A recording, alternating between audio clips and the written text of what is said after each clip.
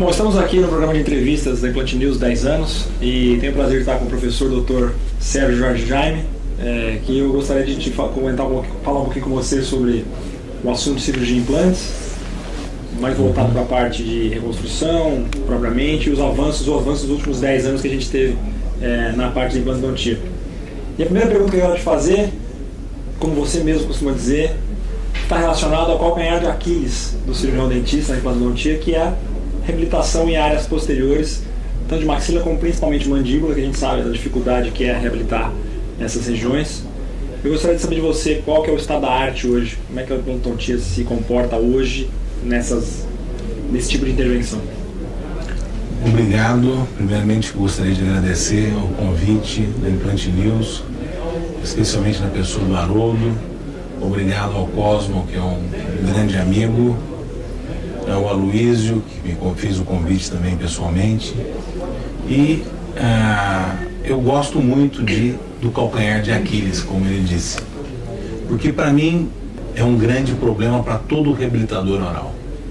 O paciente tem dentes sadios na parte anterior da mandíbula e uma atrofia muito grande na parte posterior, na parte de dentro da posterior. Os enxertos ósseos não funcionam bem nessa região da mandíbula. É um grande problema. A outra técnica que a gente poderia usar seria a distração osteogênica, que também eu não considero a melhor técnica, porque a gente não consegue determinar onde que vai direcionar o crescimento do osso, além de ter um fator determinante de contaminação, porque o extrator, parte desse aparelho, vai ficar em contato com o meio bucal. E eu voltei a fazer as lateralizações do nervo mandibular, que eu acho que resolve o problema, agora ainda mais com o advento do ultrassom cirúrgico, do piezo surgery. A gente sabe que com o piezo surgery, a morbidade desses procedimentos, elas praticamente virou uma cirurgia praticamente de rotina, né? Altamente segura. Queria que você abordasse um pouco mais sobre isso, com imagens, sem imagem, enfim, explanando para quem está nos escutando, qual que é a tua experiência, que eu sei que é muito grande, talvez uma pessoa que mais faça lateralização hoje no Brasil seja você, em termos de intervenção, usando protótipos, usando o que nós mais temos de moderno em tecnologia hoje, tanto na parte de imagem, como na parte prática clínica cirúrgica. Eu uso o piezo como rotina. Então a osteotomia, teoricamente o piezo ele corta só tecido duro. Então as nossas osteotomias ficou muito mais simples de fazer, principalmente a osteotomia vertical. Vou demonstrar isso mostrando aqui um caso para vocês. Então observe ali o forame mentoniano.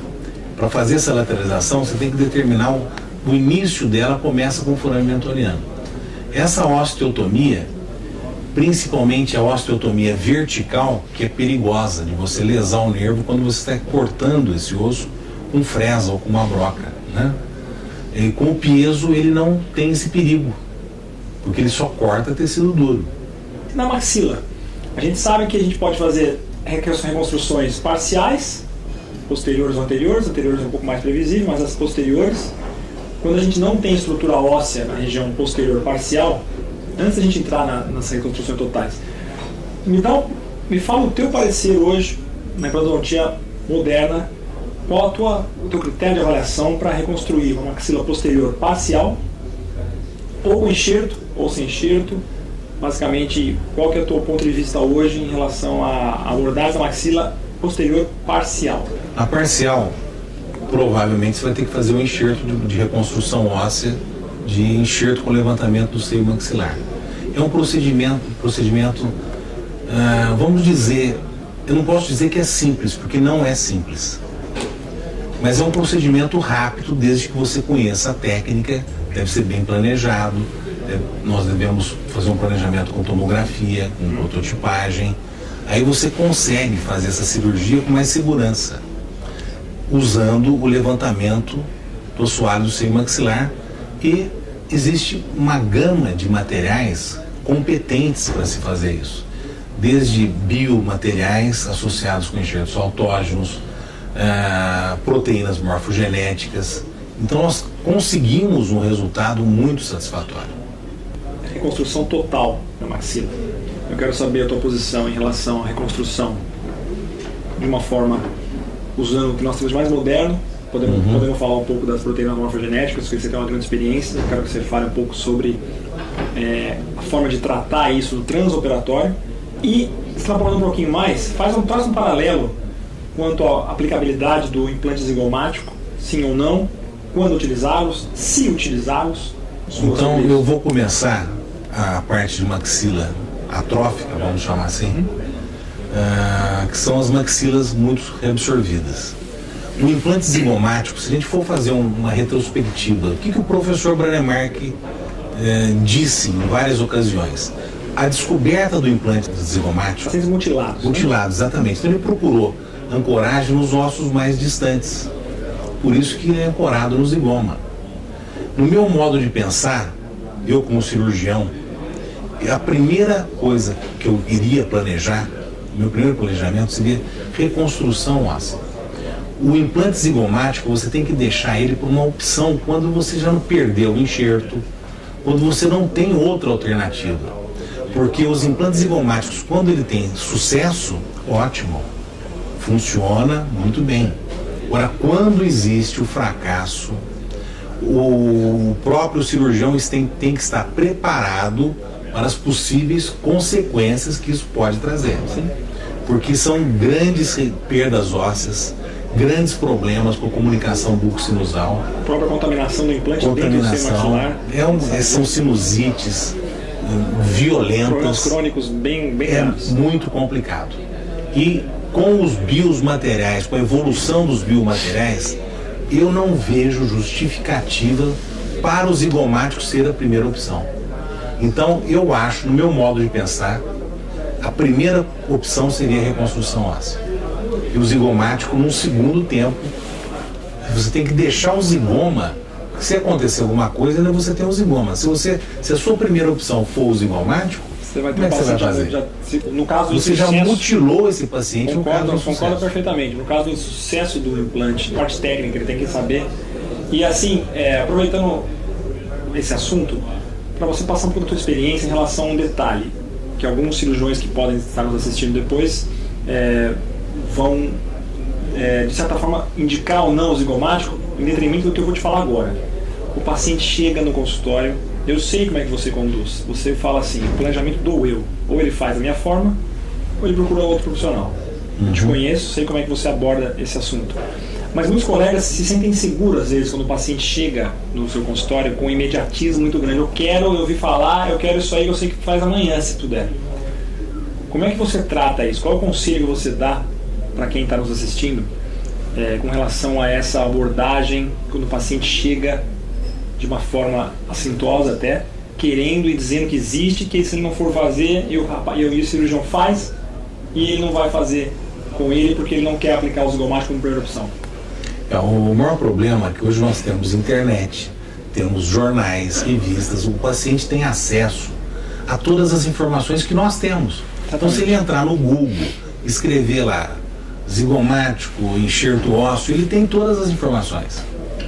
Então ele chega na nossa clínica armado com uma lista de perguntas e quer resolver o problema dele.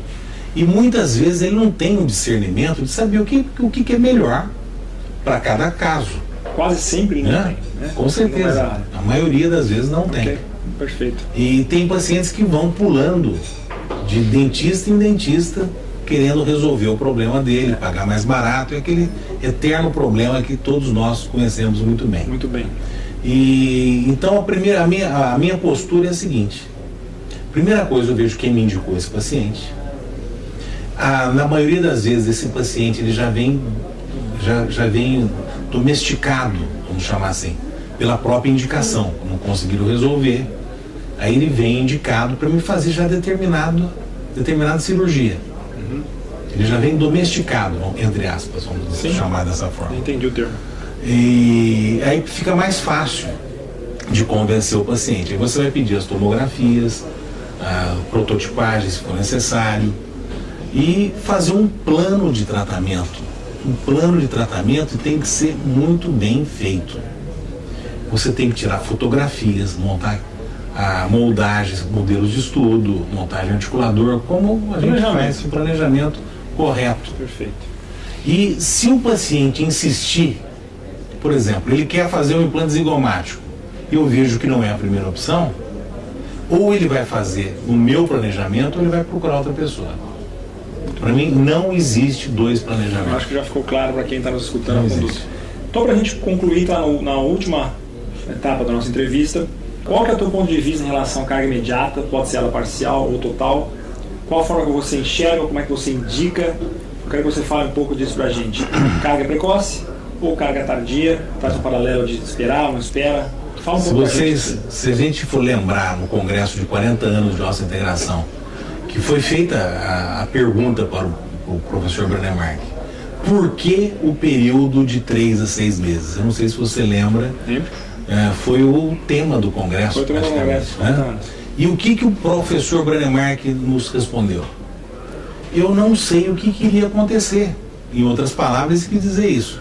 Não existia estudos multicêntricos. Então, por precaução, ele se resguardou. Então nós devemos esperar então um período, ossos mais esponjosos 6 meses, 5 meses e ossos mais corticais 3 meses. Essa foi a resposta. E hoje em dia nós sabemos que a carga imediata é benéfica para o osso desde que seja bem aplicada. A minha tese de doutorado é sobre isso. Eu fiz uma pesquisa em cães que foi publicada no JOME em 2010. Eu estudei aplicando força no primeiro dia, 7 dias e 14 dias. Estatisticamente não houve diferença. Então a gente pode considerar uma carga precoce a partir do 7º dia. Muitos autores falam que você tem que colocar a prótese até em 3 dias. Pelo meu estudo, até 14. Eu posso colocar, afirmo, isso já está publicado, que até 14 dias com segurança. E qual que é a vantagem disso? É muito mais cômodo para qualquer profissional fazer uma prótese em 2 semanas do que em 3 dias. Pode falhar uma fundição, a montagem dos dentes pode estar errada. E a própria resiliência da mucosa. Exatamente. Então você tem um reparo muito melhor do situado. Uma folga maior até em 2 semanas, vamos dizer assim. A gente conseguiu, acho que nesses poucos minutos, fazer abranger várias novidades em relação à evolução nos últimos 10 anos, desde a lateralização que tomou o partido novamente, está sendo bem aplicada de forma segura, com evolução da técnica cirúrgica. Falamos um pouco sobre a carga imediata, um pouco sobre biomateriais. Essa é a tendência hoje, então, que nós temos para a implantodontia moderna no que diz respeito à cirurgia de implantes. De forma, eu queria te agradecer a presença, uma satisfação e um orgulho muito pessoal aqui. Muito obrigado pela entrevista e, de novo, queria agradecer muito a Implant News, que é a melhor revista do Brasil, com certeza. Sem dúvida.